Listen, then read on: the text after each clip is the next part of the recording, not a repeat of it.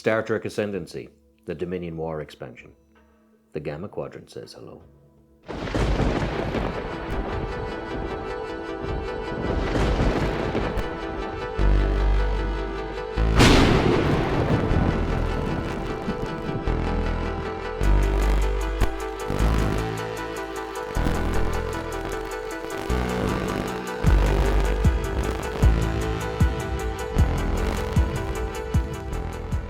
Hello and welcome to The Lucky Roll, an eclectic channel for eclectic games, and today we're going to be unboxing the Star Trek Ascendancy, the Dominion War box set. Now, this was an expansion set I was definitely going to pick up because the Deep Space Nine is my favorite of the Star Trek series. If you want to try and get this, there was a Game Found campaign where you had everything in the Star Trek Ascendancy line included, but for me, I like picking up the original bits and pieces. So when I saw this box and when I saw the Breen Confederacy, I thought I'd have to get these guys. So let's have a look at what's inside. You get a whole load of bits and pieces here, but what I really like about this particular expansion is that not only does it add the Dominion as a new faction, but it literally forces the narrative of the Dominion War on the game because players can team up.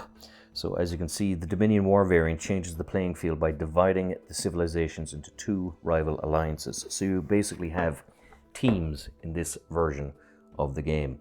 So with no further ado, let's unbox this and see what we have inside. Now, unboxing this for the very first time, we are greeted with the game expansion set. Now, the Dominion War rules has a bit more substantive than the singular one or two sheets from the others. So you have here, of course, the Dominion, giving you the breakdown on what they're like and what they're good at. And you have the breakdown here, of course, of the Gamma Quadrant, which is on the other side of the galaxy. You also have here where if your game does not have the Dominion as a civilization, you can either leave the Gamma Quadrant out of the game or use the following rules. So you can still use aspects here. You have the Dominion War, which no doubt is kind of what brings the two sides. And again, starbases, adversaries, the spoils of victory, research projects, elimination. And as with Star Trek Ascendancy, if you're doing the Dominion War, you can win the game with a supremacy victory, or if your alliance has conquered at least half of your adversary's home systems and a member of your alliance meets the condition for an Ascendancy victory. So it's definitely a big kind of conflict-driven game. So this, I think, will be a lot of fun because sometimes with Star Trek Ascendancy, players can sneak the cultural victory. It's good because it forces everyone to attack them. But in this one, if you have extra time and want kind of a more protracted kind of own version of the Dominion War from Star Trek, I think this is the way to go.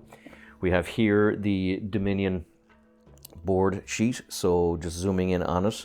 We have domination, so they may not attempt a cultural hegemony of a rival system. They can still use cultural hegemony to control an independent system. And you've Ketracel White, which is the drug that they use for their soldiers. So they may exhaust one command token to reroll all their failed hit rolls in a single round of combat, which is very interesting. And of course you have the weapons and shield modifiers here. Now there is plenty of cardboard in this one. So we have here what I believe are unexplored Gamma Quadrant sectors because you can see that it has a green backing. So you have Bopac 3. I'm just going to zoom in a little bit further. So you have Bopac 3. LS6, you have a Dominion wreck, which is a hazard. So a Dominion player gains 2 culture tokens from braving this hazard instead of 2 research tokens. So that is interesting because I remember in the TV series, at the start of the war, they were very eager to find out about each other. So they would battle quite naturally over things like this. You have Yadera 2, you have Wadi and Dosi. So of course the other thing about the Dominion forces is that they would normally kind of kill themselves rather than be taken prisoner. They were very kind of, how do I put it, dedicated. You have Karima, you have Vandros, you have Kalanon, Kuril Prime, T. Rogan, and Kentana. So these are all systems I wouldn't know too much, but I do know this one, New Bajor, which was the first planet that the Bajorans tried to colonize on the in the Gamma Quadrant, and what happened is that the Dominion came along and just wiped it clean as a warning to the Federation. You have Telvin Day and you have the Camara contracts. So again, another way to get research. You have Ascendancy tokens, space lanes, command tokens. You have here the Great Link, which of course is a home planet for the Dominion, which of course is where the Changelings and where Odo originally hailed from. You have here the different space lanes, research tokens, space stations, which of course are Deep Space Nine. I like that. I like that it, rather instead of the standard Federation starbase, you have the Deep Space Nine type, which is of course the Cardassian-made starbases. You have warp tokens, Ascendancy tokens, more space lanes, and you have here of course the this is where the wormhole comes in. So you have Bajor, and of course you have Deep Space Nine, which is here as well. So that's pretty cool actually. So that links, of course, to Idran, which, of course, is the Gamma Quadrant. So this, no doubt, is where the bulk of the fighting of the game will probably take place if you need to take systems from the Dominion player. And you have the wormhole here as well. So you have to exhaust a command token to move a ship or fleet from one side of the wormhole to the other. You have the Idran phenomenon, which, of course, has an immediate science bonus. And Bajor, if you place 3 warp tokens and 2 culture nodes in Bajor, until a player takes control of Bajor, it has 5+ weapons hit roll, 3 shields modifier, and a hegemony resistance along with DS9. So that is pretty cool, and it's of course black on the other side. So this of course would naturally replace the Bajor token in the original game. You have more space lanes, more warp tokens. We have here the fleet tokens for the Jem'Hadar, and of course they're kind of sinister enough looking ships. So they basically, it's interesting because the pilots, there's only one person who can actually see outside the ship, which would be the ship's captain. All other players, or all other crew members, excuse me, operate in ignorance, so they're completely trusting of the commander. And you have, of course, the nodes here, which is what you put onto the planets. And again, a nice kind of Cardassian style architecture, really, because the Great Link, they just had a big puddle. So that probably explains why the space stations are Cardassian, because it's the Cardassians helping them in the Alpha Quadrant. And of course you have these smaller versions of the ships which assemble into the larger ones for fleets.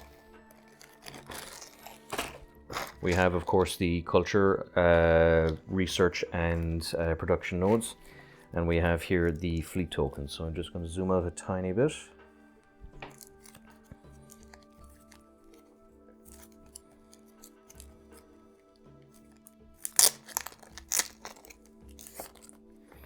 So here you have the Dominion fleet. So if this fleet has 6 or fewer ships in your recharge stage, you may spend 1 command token to build 1 ship in it. And of course you have the standard large fleet.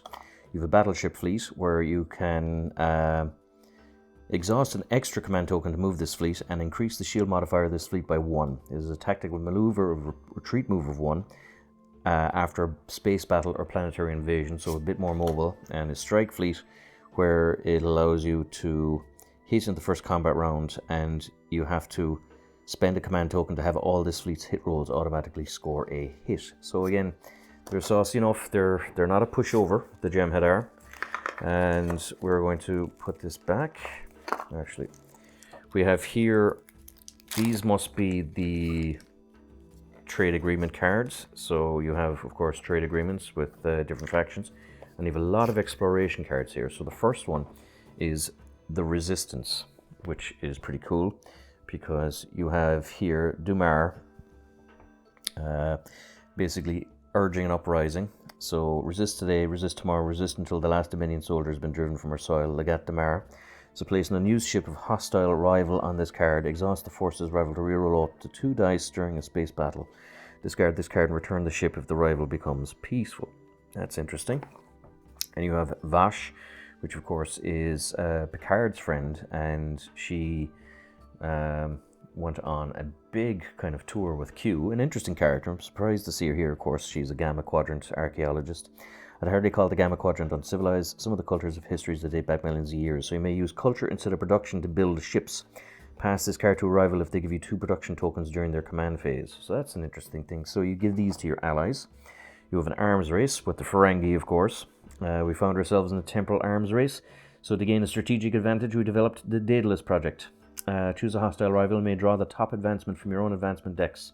They're completed immediately and placed into your advancement areas. Now that's interesting. So that is, yeah, you're playing with fire with that one. You have deep infiltration. From what we can tell, the changelings infected the system with some kind of self-replicating computer protocol. So if no ship survived the hazard, the rival to your right draws the top advancement card from your advancement deck, and they may develop or discard it as normal. Good lord. You have Dominion Confrontation. Today we train against a worthy adversary. Observe, analyze, and remember victory is life. If you have a Dominion rival, place a new Dominion ship in the system. If not, place a new ship from the player to your right in this system. Forced labor colony. So I just spent 10 years in a Cardassian labor camp. I'm just grateful for a moment's privacy. So a level 4 hazard. You have the hidden colony. There will not be a single Klingon alive in the Cardassian territory or a single Maquis colony left within our borders. Dukat. And it's a level 3 hazard, so they immediately colonize the system for free and place 1 ship of theirs on the system. Prepare for war. Again, this is a epic moment and scene from the TV series. This may be even the turning point of the entire war. There's even a welcome to the fight party tonight in the wardrobe, Cisco. So choose a connected hostile rival, place 2 to 4 ships in the system they control. The rival then places the same number of new ships in the system you control. These may not be the home systems. The cost of war. I posted my 14 casualty list this morning and I'm already involved in a very messy, very bloody business. Cisco. Choose a connected hostile rival. Choose a system you control. They choose a system they control. These may not be home systems. Swap control nodes and all ships between the systems. You have a game of Kulra. I remember this from the TV show. You like her gemstones, you will have the opportunity to win more, a lot more. This was from the first series of Deep Space Nine, and I remember people didn't like it, but I liked it myself. But it was an unusual one. Each player rolls 2 die. The highest scorer gains 1 culture, 1 production, and 1 research token. If there's a tie for the highest scorer, the tie players roll again to settle the tie. So yeah, this is a nice little nod because basically they were gambling in Quark's bar, and Quark stole from them, so they decided to teach them a lesson by playing their own game, and Quark played that. And the whole thing about the game was that it swapped or sucked in people from the crew, and they were put in life or death situations thinking it was real when the whole thing was just an illusion because it was a game. But an interesting episode. You have the Dosi Traders. I think I remember these guys from Voyager. A race from the Gamma Quadrant. Very profitable opportunity for all concerned, I might add. Oh, excuse me. Sorry, Zeke. This is when the Ferengi were trying to get trade going in the Gamma Quadrant. If you're the Dominion or hold a Dominion trade agreement, all your trade agreements immediately generate double resources.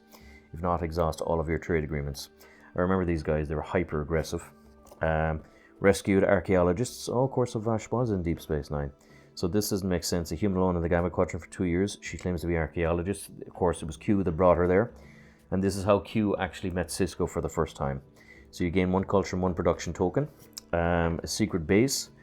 So you're saying an entire base has already been established there. Exhaust 1 command token and spend 1 resource to immediately colonize any connected underdeveloped system. Pretty cool. Impact Nor, which is what the Cardassians called Deep Space Nine. It's the same design at this station the Cardassians pulled out about a year ago. Oh, excuse me, Impact Nor could be the sister station. There was an episode where it was actually really cool. They went into a kind of a ghost version of the Cardassian station. So it remains in play. You may brave a level 3 hazard. If any ships survive this hazard, you immediately colonize this system for free. Rebel Jem'Hadar Cell. This was an incredible episode. The Jem'Hadar are soldiers that are kept in line by being addicted to a drug called Ketracel White. However, this guy was the section leader and he broke his addiction, and it happened on this particular planet. So he took his section to this planet to try and free them from the control of the Dominion. However, it just wasn't working. They came across Bashir and O'Brien and realized that Bashir was a doctor, so they asked him to help them break the addiction. I won't tell you how the story ended, but it was an excellent story. So it remains in play. Develop up to 2 production and 1 research node in priority order. Place 1 warp token on the system, marking it as a warp-capable independent civilization. So that's interesting. So it's a rebel cell. Pre-warp level 2, pre-warp level 0, pre-warp level 0, warp-capable level 2, and warp-capable level 3. And we have here, of course, resistance cards and Blue Alliance. So let's have a look at these. That's if I can open them.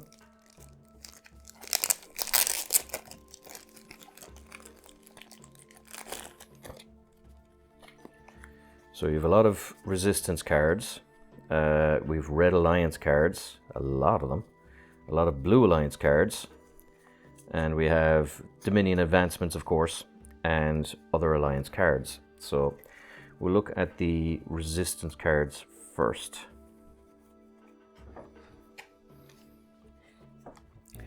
So you can spark a rebellion, where each of your conqueror fleets in separate orbits are in trouble. Spark rebellion, gain supporters, raid supplies. Open rebellion, so your adversary's alliance is hostile till the end of your combat phase. Open rebellion, act of desperation, destroy any number of your ships in a sector and destroy the same number of adversary ships in the same sector. Oh god, so basically kamikaze. Liberation fleet, place a fleet of 3 new ships in a system controlled by you or an ally. This fleet can initiate space battles against your adversary's alliance until the end of your command phase. So you have sabotage, roll a dice for each of your conqueror's fleets or separate ships. Each roll of 6 destroys 1 ship. So these are kind of all different ways of, they're basically combat cards that can kind of shake up the battle a little bit. So it makes the battles a little bit more spicy. We have here alliance cards, which are all red. So it seems to be a lot of them. So, of course, we have fleet repair ships, much needed reinforcements. So these are all one use and ongoing. So I presume these are something that you can kind of get and work together in the Alliance game. Planetary defense platform, the war effort, backroom boffins, propaganda campaign, wartime austerity, much needed tech. So you get research tokens, things like that, accelerated research program, culture tokens, planetary assault shuttles. You may initiate planetary invasions without exhausting a command token. Fleet scouts, diplomatic envoys, long-range sensor relays, home defense fleets, right to the rescue, no time to lose, Trevor's stratagem. An offer they couldn't refuse, where you discard to take control of a hostile system occupied by your fleet. Aid from the unknown, priority 1, Allied High Command, counterintelligence, defense grid, alliance, summit, and strategic conference, where you discard to allow 2 players in your alliance to swap any or all alliance cards they have in their hand. So I'd imagine that's the Red Alliance, and that the Blue Alliance would be just simply their version of the same thing. That'd be fleet repair ships, reinforcements, planetary defense, war effort, backroom boffin. So it's the same thing, just 1 per team. We have here the Dominion advancements. So we'll have a quick look at these. So you have espionage, deadly betrayal. So you do not need to exhaust a command token to initiate a space battle. Vorta commanders. Oh, of course, those are you have the Jem'Hadar would be the soldiers, and Vorta would be the officers. So when a rival attempts to control one of your systems via hegemony, you may exhaust a command token to increase its hegemony resistance by 3. Jem'Hadar devotion. After taking casualties in a space battle or planetary invasion, exhaust 1 command token to destroy any number of your ships to destroy the same number of rival ships or resource nodes. Now I remember the first time there was a Galaxy-class starship in the Gamma Quadrant. The Jem'Hadar put up a serious fight, but they realized that they could just destroy the Galaxy-class ship by just ramming it. So several Jem'Hadar ships just flew straight into it. Jem'Hadar soldiers, you may exhaust 1 command token to roll 1 additional die for hit for the duration of planetary invasion. Ketracel White production. To defeat the Federation, we're going to need reinforcements and new supplies of Ketracel White soon. So extra command tokens for that one. Phased Polaron beams. So your rolls of 6 always hit. During your building phase, place 1 free ship at each starbase you control. So that was Jem'Hadar breeding facilities. And breeding is an interesting word because they're hyper accelerated to grow. So you would have a Gemidar child, would be a child for, I think, all of a month before it's a fully developed male, hyper aggressive, ready to kind of smash things. Quite sad, really, because I think the average lifespan for these guys is 7 years. I want them exterminated. Exhaust 1 command token to convert a rival successful invasion of a system you control into total annihilation. Dominion occupation. When generating resources, exhaust 1 command token to take all resources generated in the rival system you occupy. Strategic espionage. False orders. The Founder's Wisdom. So after winning a space battle or planetary invasion, you may refresh 2 command tokens. Compromised command. If you have an infiltrator in a rival's home system, you exhaust a command token to make them exhaust an additional command token. Stolen research and spreading discord. So these are the advancements for the Dominion. Now again, you don't need to play the expansion if you don't want to. You can just play them as a standard faction, and you have blue alliance cards and red alliance cards. So you basically shuffle these out to players and it tells them what team they are on. So this was a very interesting expansion, and one that I was very much looking forward to.